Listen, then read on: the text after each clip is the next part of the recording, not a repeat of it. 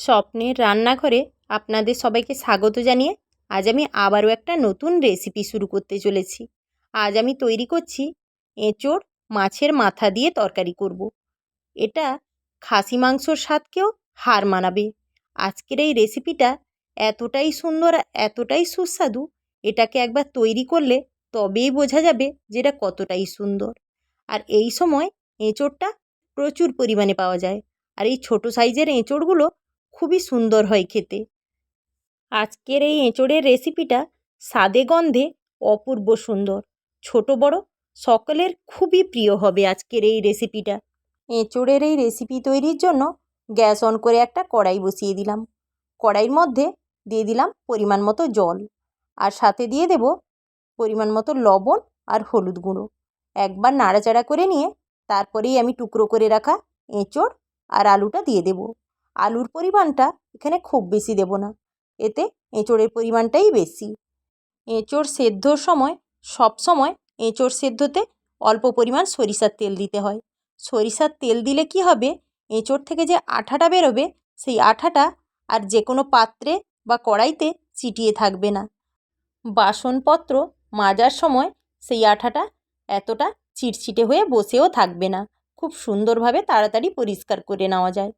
এইভাবে ঢাকা দিয়ে বেশ কিছুক্ষণ ধরে আমি এঁচোড়টা সেদ্ধ করে নিব।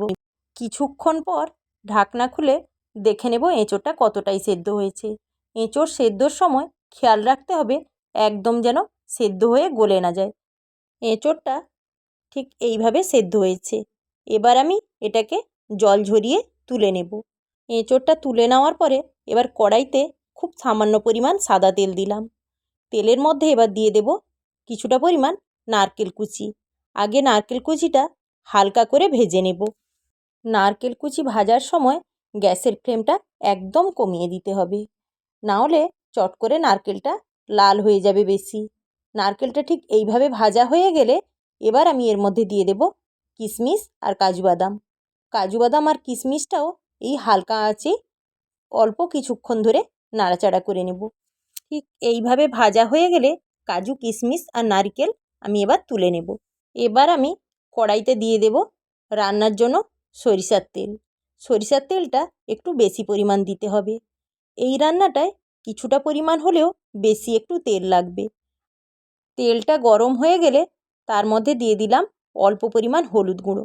মাছের মাথা ভাজবো, সেই জন্য মাছের মাথা ভাজার সময় যাতে তেলটা না ছিটকোয় সেই জন্য আমি তেলের মধ্যে দিয়ে দিলাম হলুদ গুঁড়ো। এবার আমি লবণ হলুদ মেখে রাখা মাছের মাথা দিয়ে দিলাম। মিডিয়াম আঁচে এপিঠ ওপিঠ লাল লাল করে মাছের মাথাটা ভেজে নেব। এবার আমি একটা ঢাকা দিয়ে দিলাম। ঢাকা দিয়ে মাছের মাথাটা ভাজলে কি হয়, তেলও ছিটকোবে না আর মাছের মাথাটাও খুব সুন্দর করে ভাজা হবে। একটা সাইড মাছের মাথাটা খুব ভালো করে ভাজা হয়ে গেছে। এবার আমি আরেকটা পিঠ উল্টে দেব।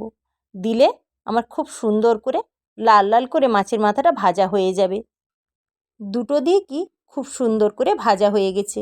এবার আমি মাছের মাথাটা তুলে নেব। মাছের মাথাটা ভেজে তুলে নেওয়ার পরে ওই তেলের মধ্যেই আমি দিয়ে দেব এলাচ, তেজপাতা আর শুকনো লঙ্কা। এই তিনটে ফোড়নটা হালকা লাল হয়ে এলেই তারপরেই আমি এর মধ্যে দিয়ে দেব পেঁয়াজ কুচি। পেঁয়াজ কুচি দেওয়ার পরে মিডিয়াম আঁচে বেশ কিছুক্ষণ ধরে পেঁয়াজটা ভাজতে হবে। এই রান্নার জন্য পেঁয়াজটা খুব ভালো করেই ভেজে নিতে হবে। মিডিয়াম আঁচে বেশ কিছুক্ষণ ধরে পেঁয়াজটাকে ঠিক আমি এইভাবে ভেজে নিয়েছি। এবার আমি এর মধ্যে দিয়ে দিলাম টুকরো করে রাখা টমেটো, আর দিয়ে দেব আদা বাটা, রসুন বাটা, হলুদ গুঁড়ো, ঝাল লঙ্কার গুঁড়ো আর কাশ্মীরি লঙ্কার গুঁড়ো। এই সমস্ত কিছু একটু পরিমাণ দেখেই দিতে হবে, যেহেতু এটা খাসি মাংসর স্বাদকে হার মানাবে। সেই জন্য খাসি মাংসে যেভাবে আমরা মশলা ব্যবহার করি ঠিক সেইভাবেই সমস্ত কিছু মশলা দিতে হবে। মশলা কষানোর জন্য সাথে দিয়ে দিলাম অল্প পরিমাণ জল। এবার একদম আঁচ কমিয়ে বেশ কিছুক্ষণ ধরে সমস্ত কিছু কষাতে হবে। আঁচটা প্রথমে বেশ কিছুক্ষণ ধরে কমিয়ে রেখে মশলাটা কষালে কষানোটা খুব সুন্দরভাবে হয়। ঠিক এইভাবে অনবরত নাড়াচাড়া করে মশলা থেকে যতক্ষণ না কাঁচা গন্ধ যায় আর মশলা থেকে যতক্ষণ না খুব সুন্দর করে তেল ছেড়ে আসে সে পর্যন্ত আমাকে খুব ধৈর্য ধরে কষিয়ে নিতে হবে। দেখে বোঝা যাচ্ছে মশলা থেকে খুব সুন্দরভাবে তেল ছেড়ে এসেছে। এবার আমি এর মধ্যে দিয়ে দেব সেদ্ধ করে রাখা এঁচোড়। এবার মিডিয়াম আঁচে বেশ কিছুক্ষণ ধরে কষাতে হবে। এঁচোড়টা এখন অনবরত নাড়াচাড়া করে ঠিক এইভাবে কষিয়ে নিতে হবে। মাংস কষানোর সময় আমরা যেভাবে ধৈর্য ধরে সমস্ত মশলার সঙ্গে মিশিয়ে মাংসটাকে কষাই, ঠিক সেইভাবে এঁচোড়টাকেও কষাতে হবে। বেশ কিছুক্ষণ ধরে অনেকটা সময় ধরে কষাতে হবে। এঁচোড়ের মধ্যে যে রসটা আছে পুরোটাই এই কষাতে কষাতে বেশ শুকনো হয়ে আসবে। তখনই বুঝতে হবে এঁচোড়টা খুব ভালো করে কষানো হয়েছে। আমি এঁচোড়টা আগে থেকে ভেজে নিইনি, সমস্ত মশলার সঙ্গে ঠিক এইভাবে একদম ভাজা ভাজা করে কষিয়ে নেব। এতে কি হয়, এঁচোড় ভাজার সময় যে বাড়তি তেলটা দরকার হয় সেটা এর মধ্যে লাগে না। আর ঘরোয়াভাবে রান্নাবান্না তো অল্প তেল মশলাতেই করতে ইচ্ছে করে। এঁচোড়টা প্রায় কষানো হয়ে এসেছে। এবার আমি এর মধ্যে দিয়ে দেব ভেজে রাখা কাজু, কিশমিশ আর নারকেল কুচি। সমস্ত কিছু আর অল্প কিছুক্ষণ ধরেই এইভাবে কষিয়ে নিলেই আমার এঁচোড়ের কষাটা খুব সুন্দরভাবে তৈরি হয়ে যাবে। এঁচোড়টা বেশ শুকনো শুকনো করে কষানো হয়ে গেছে। এবার আমি এর মধ্যে দিয়ে দেব ফুটন্ত গরম জল। যে কোনো রান্নায় ফুটন্ত গরম জল দিলে তরকারির স্বাদটা কিন্তু খুব সুন্দর থাকে। এবার আমি এর মধ্যে দিয়ে দিলাম পরিমাণ মতো লবণ আর খুব সামান্য পরিমাণ চিনি। খুব ভালোভাবে এবার সমস্ত কিছু নাড়াচাড়া করে নিব। ঠিক এইভাবে অল্প আঁচে এবার রান্নাটা পুরোপুরি তৈরি করতে হবে। একবার খুব ভালো করে নাড়াচাড়া করে মিশিয়ে নেব। তরকারিটা ঠিক এইভাবে ফুটে উঠলেই এবার আমি এর মধ্যে দিয়ে দেব মাছের মাথা। মাছের মাথাটা দিয়ে আলতো হাতে নাড়াচাড়া করতে হবে। এইভাবে নাড়াচাড়া করে নেওয়ার পরে বেশ কিছুক্ষণ একদম আঁচ কমিয়ে তরকারিটা ফুটতে দিতে হবে। তরকারিটা বেশ অনেকটাই ঘন হয়ে যাবে, আর যতটা তরকারি ঘন হবে স্বাদটাও কিন্তু ততটাই হবে। ঠিক এইভাবে একদম আঁচ কমিয়ে বেশ কিছুক্ষণ বসিয়ে রাখলাম। মাঝে মাঝে শুধু এইভাবে একটু নাড়াচাড়া করে দেব, কারণ তরকারিটা বেশ অনেকটাই ঘন, তলায় যেন না ধরে যায় সেই জন্যই মাঝে মাঝে শুধু নাড়াচাড়া করে দেব। এবার রান্নার জন্য স্পেশাল ভাজা মশলা তেজপাতা, দারচিনি, জয়িত্রী, এলাচ, লবঙ্গ, জায়ফল আর শুকনো লঙ্কা শুকনো খোলায় ভেজে গুঁড়ো করে রেখেছি।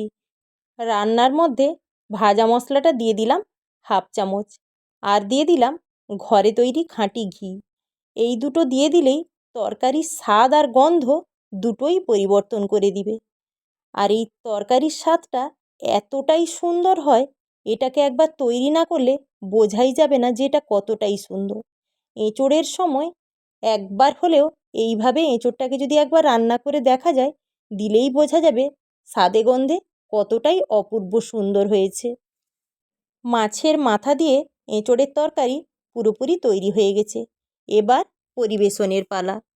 আমার এই রান্নার ভিডিওটা আপনাদের যদি ভালো লেগে থাকে, আপনারা যদি ইউটিউব থেকে দেখেন, তাহলে আমার চ্যানেলটিকে অবশ্যই সাবস্ক্রাইব করে দেবেন। আর যারা ফেসবুক থেকে দেখছেন তারা পেজটিকে অবশ্যই ফলো করে দেবেন। আর লাইক, কমেন্ট, শেয়ার করতে একদমই ভুলবেন না। আমি ফিরে আসছি আবারও নতুন নতুন রান্নার রেসিপি নিয়ে।